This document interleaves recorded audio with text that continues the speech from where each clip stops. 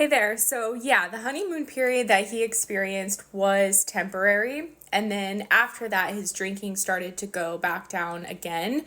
I think from our interview, he said that it was a couple of months that his drinking spiked back up. You can see the full interview on our YouTube channel. But this is pretty darn typical for, I would say, most people who go on the Sinclair Method. Not all, but a lot of them, where they get started on Naltrexone and their drinking almost immediately decreases by 20, 30, 50%. And it feels almost like a miracle pill, magic pill. And then after a month or two, the drinking goes back up again, perhaps even to pre-naltrexone levels. So people can often freak out at this point, understandably, or just assume, oh, the medicine isn't working anymore or it stopped working. But this is not true. If someone initially responds to naltrexone and sees a drink reduction, it's a great sign that they are a responder to the medication.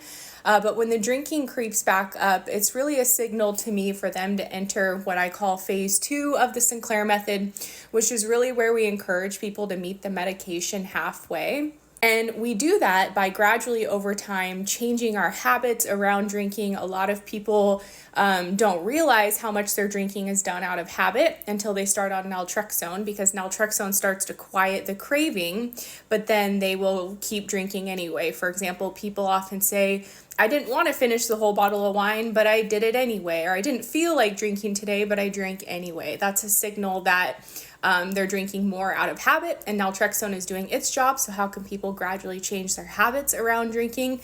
Gradual is key. It doesn't need to be a massive change overnight, just little changes over time. The other thing that's really important is to create new coping skills. A lot of us use alcohol to cope after a stressful day or a tough life event, and naltrexone's not going to teach us new ways to cope. You know, if we've been habituated to coping with stress through alcohol for years or decades, that's a very strong coping habit. And so over time, people have to learn other ways to cope, because automatically the brain will think, oh, I've had a bad day, I want to go to alcohol, not really even if they have a craving for it. It's just kind of a way to numb out. So creating other coping skills is really helpful. And also just, questioning your identity and your beliefs that you have around alcohol. For example, I identified as a wine lover and someone who loved to have an evening bottle of wine. And I really had to start to question those beliefs and change my identity. I really wanted to be a normal, moderate social drinker. That was kind of my ideal relationship with alcohol, someone who could have,